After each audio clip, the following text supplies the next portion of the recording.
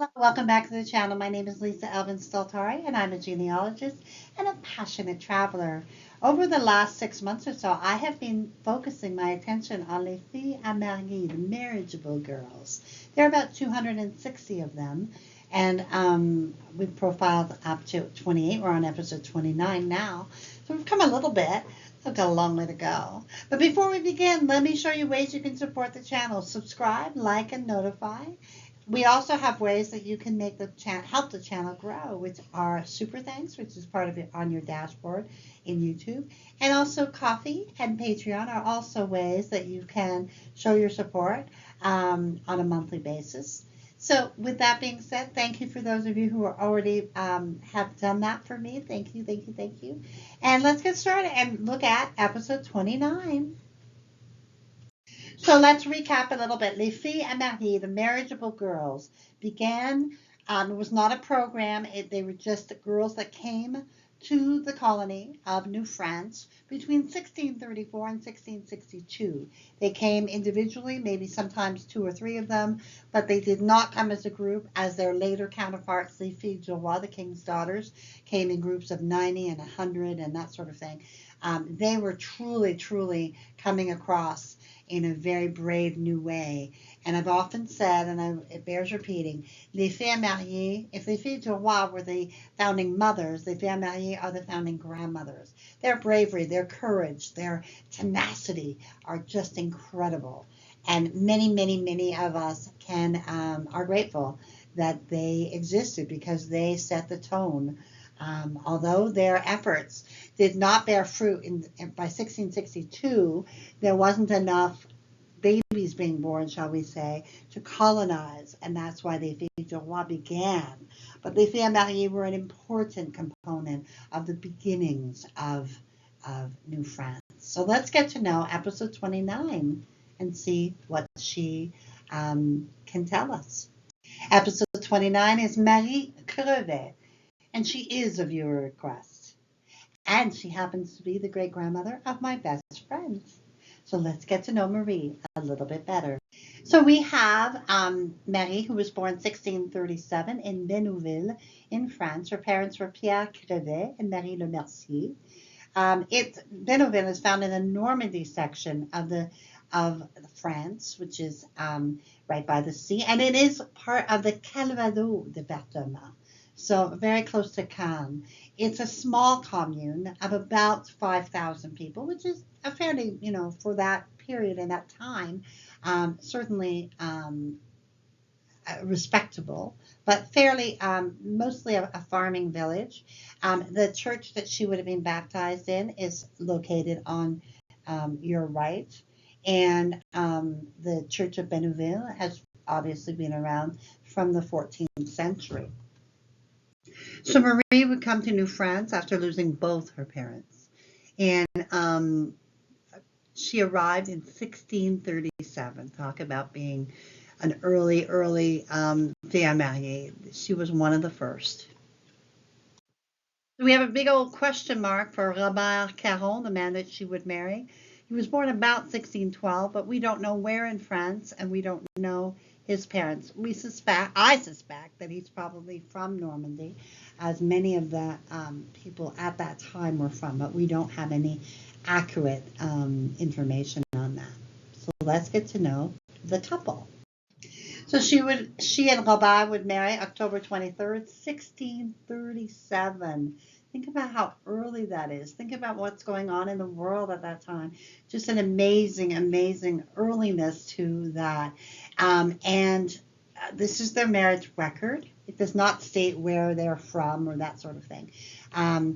But it's amazing that we have that document. So they were married at Quebec. So they would settle, and they were among the pioneers, obviously, of Beaupré.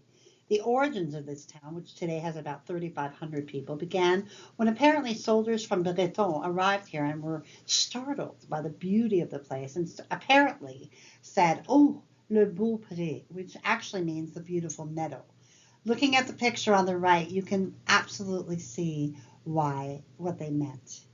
And At the 1666 census, Quebec City and Beaupré had essentially the same population, although, of course, Beaupré has remained a very small village. It was not until 1928 that the place was incorporated as a parish municipality of Notre-Dame du Rosaire, but its name was changed to Beaupré that same year in order to avoid confusion. So the church at Beaupré is called that.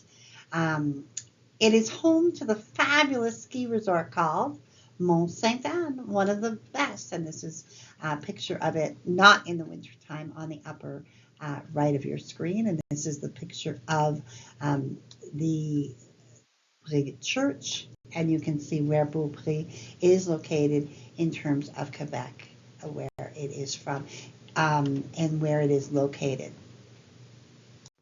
So the family would grow and have 7 children. First came Marie, who married Jean Picard and had one child who survived before her own early death at 22. It was a tragic one. She was captured by members of the Huron tribe along with her daughter Louise. Little Louise managed to escape, but unfortunately Marie was killed. Jean-Baptiste married Marguerite Gagne and had 10 children, 8 of whom made it. Robert married Marguerite Cloutier and had 13 children, 11 of whom would make it. Catherine would marry Jacques Doudier and had 5 children, 4 of whom would make it. Joseph married Elisabeth Bernier and had 12 children, 5 of whom would make it. Pierre would marry Elizabeth's sister, Marie Bernier, and have 8 children, 5 of whom would make it. Aimée would marry Noël Langlois Jr. and had 5 children, 2 of whom would make it, before her own tragic death at 29. So Robert would die very suddenly, July 8, 1656. He died at the hospital of Hôtel de Ville de Québec. Although we don't know his age, we know that he was fairly young, no older than mid-40s. He and Marie would have been married a mere 21 years. So Marie would carry on. She didn't get married right away. She was a woman alone, and she was a woman who was, making deals and absolutely running things. And Marie was there at the 1666 census, listed as the widow of Jean Robert Caron.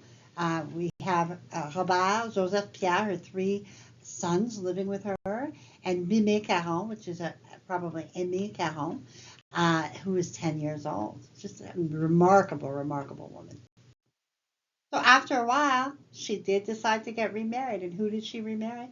Noël Langlois, born about 1603 in Saint Léonard des Parcs. His parents were Guillaume Langlois and Jeanne Millet. We profiled Noël Langlois in a previous episode of Les Filles à Marier. If you want to know more about Noël, he was the husband of Françoise Gagne in episode 8, I believe, of Les Filles à Marier. So have a look at that if you wanted to know more about him. Here we have Noël Langlois and Marie Crevet, both widows. It is their second chance at love. They were married at Château Richer. I love the idea that these two, and actually Noël was a witness to Marie's wedding to Robert. So it's obviously they knew each other for a long, long period. Noël and Marie had 16 years of final happiness. 1666, we find Noël married to Marie, and we have a mixture of their children, Jean, Noël. We have Aimée Caron, Michel Acou, Abraham Alba. I don't know who these people are. 8 cattle. And 60 arpents valeur is what Noël has, because obviously he was a very, very big landowner. And then in the 1681 census, we find them living alone together. Noël and Marie. Noël was 78 by then, and his wife Marie was 71. So Noël would pass away first in 1684 at about the age of 83. And then Marie would go on to live another 11 years without him, 12 years actually. She would die the 22nd of November, 1695, and she actually died at Bay St. Paul, where she was presumably living with one of her children. Despite the fact that Robert lived such a short life, he does deserve to have a a profile, and he does indeed have one in the number 6 edition of our French Canadian ancestors. You can find that at our free French Canadian ancestors. The whole profile is there of Robert Caron, absolutely. And please join our free French Canadian ancestors. It's a wonderful Facebook group with lots and lots of information. Marie and Robert's impact on New France was immense. As of 1729, they would have 529 descendants living. I'm quite certain that many of you watching are descendants of this amazing couple. And this is the pioneer plaque. And there's Robert Caron and Marie Crevet. So a rose by any other name. Remember, when we're doing genealogy, it's not about the spelling, or it is about the spelling because there's so many variations. And one of the ways it's just the phonetic spelling, but also don't forget those D names.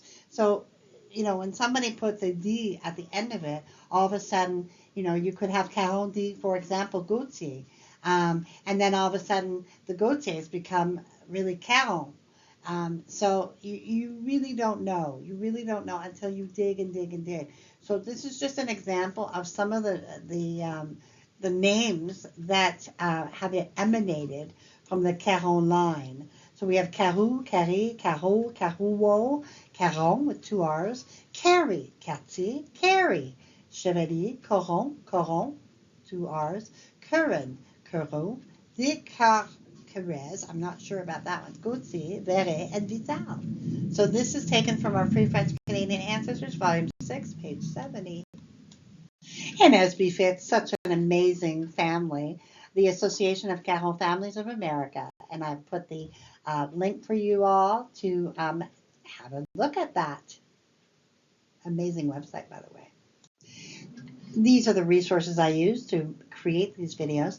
I wanted to spotlight the Quebec Genealogical E-Society. That's a fairly new one. It's been around for, I guess, about a decade or so, I'm pretty sure. What I love, I've given some webinars for them, but they do have a lot of that kind of thing, webinars, and a lot of documents. They even have access to MyHeritage. I think that the cost is very minimal a year, maybe $50, $60 a year, but it really pays for itself. Have a look at that website if you want to, and check out all that they are able to share with you. So we end episode 29. What a remarkable woman was this Marie Crevet. I mean, to have 587 descendants was amazing in and of itself, but also the fact that she was able to marry not one but 2 of the strongest pioneers of New France and create strong lives with them both.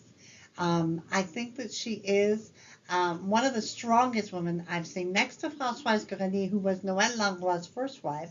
And I'm just amazed by her fortitude and the fact that she didn't remarry right away. The fact that she was able to just keep going and do her thing. Can you imagine being a widow and just doing it on your own? And then finally, when your children are old enough, you say, okay, now it's my turn. And I think she was a woman ahead of her time. So we are so grateful that she came to our shores. We bless her memory, and we are ever thankful that she was able to withstand all of the hardships of New France and produce the amazing descendancy that she did. So thank you, Marie. We are honored by your existence. And I'm also want to say thank you to my patients and supporters. Thank you. A shout out to them because they are truly amazing to me, and all your notes and letters and all that. I really appreciate it. So until I see you on episode 30, au revoir.